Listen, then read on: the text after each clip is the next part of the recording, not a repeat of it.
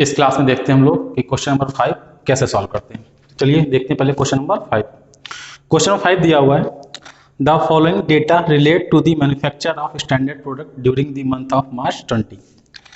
Raw material consumed दिया हुआ 80,000, direct wages दिया है 48,000। तो रॉ मटेरियल दिया है, डायरेक्ट वेजेस दिया है, दोनों हमारे प्राइम कॉस्ट के पार्ट है। ठीक है, फिर लिखा machine word hour 8,000, machine hour rate ₹4। तो यहाँ पे फैक्ट्री ओवरहेड्स डायरेक्ट ना देके मशीन के आवर्स दिए हैं और रेट दिया हुआ है। तो अगर मशीन के आवर्स को उनके रेट से हम मल्टीप्लाई कर देंगे तो कितना खर्चा हुआ फैक्ट्री में, 8,000 घंटे में टोटल खर्चा आ जाएगा। यानी फैक्ट्री ओवरहेड्स निकालने के लिए मशीन आवर रेट को मशीन आवर से मल्टीप्लाई करना पड़ेगा। ठीक है, ऑफिस ओवरहेड्स दिया हुआ 10% ऑफ वर्क कॉस्ट। तो जो भी हमारी वर्क कॉस्ट आएगी उसका 10% निकाल देंगे तो आ जाएगा हमारा office overheads. Selling overhead ₹1.50 per unit. जो सेलिंग ओवरहेड दिया वो पर यूनिट दिया हुआ है, तो हम जितनी यूनिट सोल्ड करेंगे उन्हें ₹1.50 से मल्टीप्लाई कर देंगे तो हमारा सेलिंग ओवरहेड आ जाएगा। फिर लिखा यूनिट प्रोड्यूस्ड 4,000, हमने कितनी यूनिट बनाई है 4,000। Unit sold 3600 at the rate of ₹50 each. हमने यूनिट्स बेची हैं 3600 किस रेट से, 50 रुपए के रेट से। ठीक है, यानी कह सकते हैं हम लोग का 400 यूनिट्स का क्लोजिंग स्टॉक बच जाएगा। You are required to prepare a cost sheet. ठीक है, in respect of above showing cost per unit profit for the period. यानी हमें कॉस्ट शीट बनानी है जिसमें प्रॉफिट दिखाना है और कॉस्ट पर यूनिट दिखाना है। ठीक है, तो कॉस्ट शीट का फॉर्मेट बना हुआ है। ठीक है, कुछ चीजें जो क्वेश्चन की जो दी हुई है वो पुट कर लेते हैं। आउटपुट दिया हुआ था 4,000 में, यहाँ पे लिख देंगे हम 4,000। ठीक है, यूनिट्स प्रोड्यूस यूनिट दिया हुआ था तो यहाँ यूनिट्स में लिखना चाहें तो आप यूनिट ही लिख सकते हैं। ठीक है, वरना उसको लिखने की कोई जरूरत नहीं है अगर यूनिट नहीं दिया हुआ है तो। ठीक है, चलिए क्वेश्चन सॉल्व करते हैं। सबसे पहले दिया हुआ था raw material consumed. Raw material consumed दिया हुआ था 80,000, डायरेक्ट वेजेस 48,000। लिखते हैं सबसे पहले हम लोग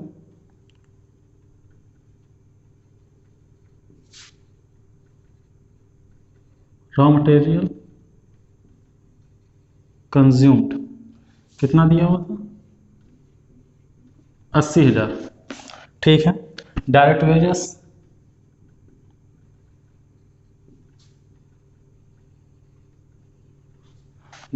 दिया हुआ था 48,000। ठीक है, डायरेक्ट एक्सपेंसेस दिए नहीं थे, इन दोनों को ऐड कर देंगे तो आ जाएगा 1,28,000। ये आ जाएगा हमारा प्राइम कॉस्ट। ठीक है, अब इसमें हम लोग ऐड करते थे ऐड फैक्ट्री ओवरहेड्स। अब फैक्ट्री ओवरहेड्स कितने दिए हुए हैं, फैक्ट्री ओवरहेड्स आपके दिए हुए हैं machine word hour 8,000, machine hour rate दिया हुआ था 4 रुपए, तो 8,000 आवर्स इंटू ₹4 मल्टीप्लाई करेंगे 8 को 4 से तो आ जाएगा 32,000। ऐड कर देंगे तो आ जाएगा 1,60,000। इससे हम फैक्ट्री कॉस्ट या वर्क कॉस्ट भी बोल सकते हैं। क्योंकि यहाँ इस क्वेश्चन में WIP नहीं दिया हुआ था तो हमने WIP ना ऐड किया ओपनिंग स्टॉक ना क्लोजिंग स्टॉक लेस किया है। एडिशनल रेक्टिफिकेशन कॉस्ट भी नहीं दी थी तो उसको भी छोड़ दिया। स्क्रैप भी कुछ नहीं दिया, उसकी कोई सेल वैल्यू नहीं दी थी तो वो भी छोड़ दिया। ठीक है, तो सिंपल सी बात, फैक्ट्री ओवरहेड्स ऐड करने के बाद हमारा सीधे क्या आ जाएगा वर्क कॉस्ट। अगर ओपनिंग स्टॉक ऑफ WIP वगैरह दिया होता तो उसको एडजस्ट करते, उसके बाद हमारा आता वर्क कॉस्ट। ठीक है, याद रखिएगा फॉर्मेट। उसके बाद इसमें ऐड करेंगे हम लोग ऑफिस ओवरहेड। ठीक है, ऑफिस ओवरहेड कितना दिया हुआ है, ऑफिस ओवरहेड दिया हुआ था हम लोग का 10% of work cost. 10% of work cost. Work cost कितनी आई 1,60,000, इसी का 10% आ जाएगा 16,000। ये आ जाएगा ऐड करने पर 1,76,000, 1,76,000। ये क्या आ गया हमारा कॉस्ट ऑफ प्रोडक्शन। ठीक है, इसमें ऐड करेंगे हम लोग add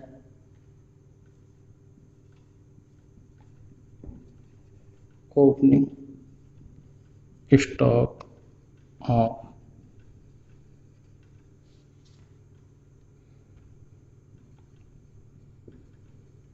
finished goods less closing stock of finished goods। इस क्वेश्चन में ओपनिंग स्टॉक दिया हुआ नहीं था, लेकिन क्लोजिंग स्टॉक दिया हुआ है। ठीक है, कैसे दिया हुआ है? हम लोगों ने यूनिट कितनी बनाई थी? 4000, और हम लोग ने सोल्ड कितनी करी है? हम लोग सोल्ड करी 3600 unit at the rate of ₹50। तो यानी कह सकते हैं 400 यूनिट हम लोगों ने सोल्ड नहीं करी। चलिए, क्लोजिंग स्टॉक पता लग गया कितनी यूनिट्स हैं?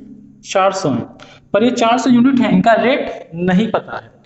तो याद रखिएगा कि अगर closing stock finish good of closing stock दिया हो और उसका रेट ना पता हो, तो जो हमारा कॉस्ट ऑफ प्रोडक्शन का रेट आएगा उसी रेट से हम लोग वैल्यू निकालेंगे closing stock of finish good की। तो सबसे पहले निकालते हैं हम लोग कॉस्ट ऑफ प्रोडक्शन का रेट। ठीक है, तो कॉस्ट ऑफ प्रोडक्शन दिया हुआ 1,76,000, इसको डिवाइड करेंगे हम लोग टोटल आउटपुट से। कितना दिया था? 4000 आउटपुट दिया हुआ था, तो ये आ जाएगा हमारा 44।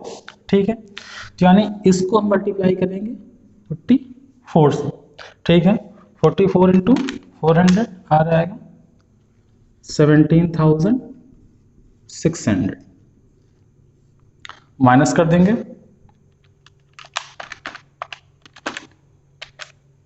1,58,400।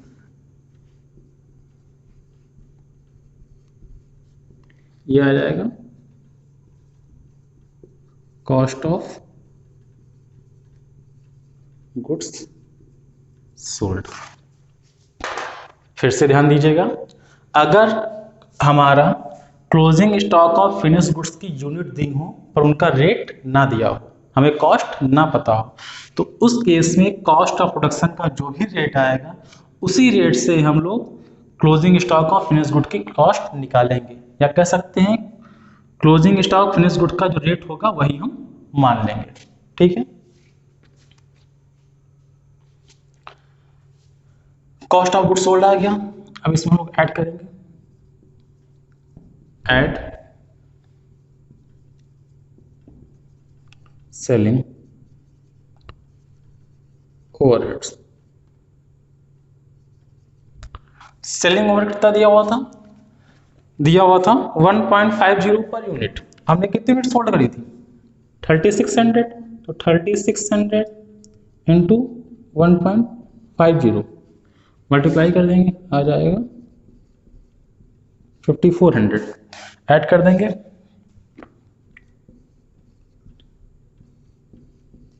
ये आ जाएगा हम लोग का टोटल कॉस्ट। ठीक है, इसमें ऐड करेंगे हम लोग ऐड प्रॉफिट। प्रॉफिट कितना दिया हुआ? प्रॉफिट दिया हुआ था 10% on total cost. Sorry, profit नहीं दिया हुआ था, इस क्वेश्चन प्रॉफिट नहीं दिया हुआ है, सेल प्राइस दी हुई है। सेल प्राइस रुपये दी है सेल प्राइस दी हुई 50 रुपीज ईच। लास्ट पॉइंट लिखा हुआ था यूनिट सोल्ड 3600 एट ₹50 ईच। तो कोई बात नहीं है, हम सेल्स डायरेक्टली निकाल लेते हैं। सेल्स दी हुई है 3600 यूनिट इंटू 50 के रेट से। ठीक है, तो मल्टीप्लाई करेंगे, आ जाएगा 1,80,000 रुपये। कॉस्ट पता है, सेल्स प्राइस पता है, तो सेल्स प्राइस में से कॉस्ट लेस कर देंगे तो आ जाएगा हमारा प्रॉफिट। तो प्रॉफिट आ जाएगा 16,200। कहाँ से आया? 1,80,000 माइनस 1,63,800। सेल्स प्राइस में से कॉस्ट लेस कर देंगे, आ जाएगा हमारा प्रॉफिट। ठीक है, बाकी स्टेप पे हम निकाल लेते हैं कॉस्ट पर यूनिट। ठीक है, 80,000 डिवाइड बाई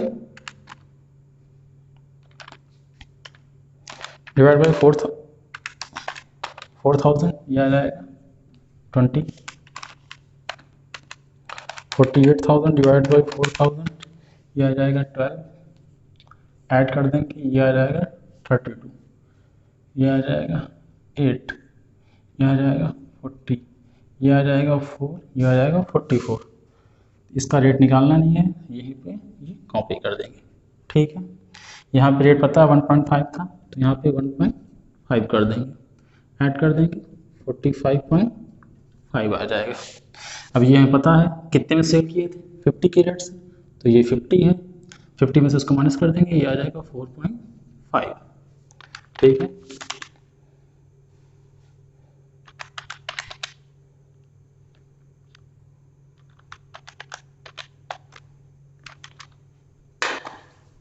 ठीक है, तो ये हो गया हमारा क्वेश्चन नंबर 5 का सॉल्यूशन। ठीक है, तो अगर आप लोग फॉर्मेट याद रखते हैं तो आपको क्वेश्चन लगाने में कोई खास दिक्कत नहीं आएगी। ठीक है, तो फॉर्मेट आप लोग देखते रहिएगा। ठीक है, क्वेश्चन समझ में आ गया होगा। अगर कोई दिक्कत हो तो आप कमेंट सेक्शन में अपनी प्रॉब्लम पूछ सकते हैं। फिलहाल आज के लिए इतना ही, अगली वीडियो में मिलते हैं नेक्स्ट प्रॉब्लम के साथ।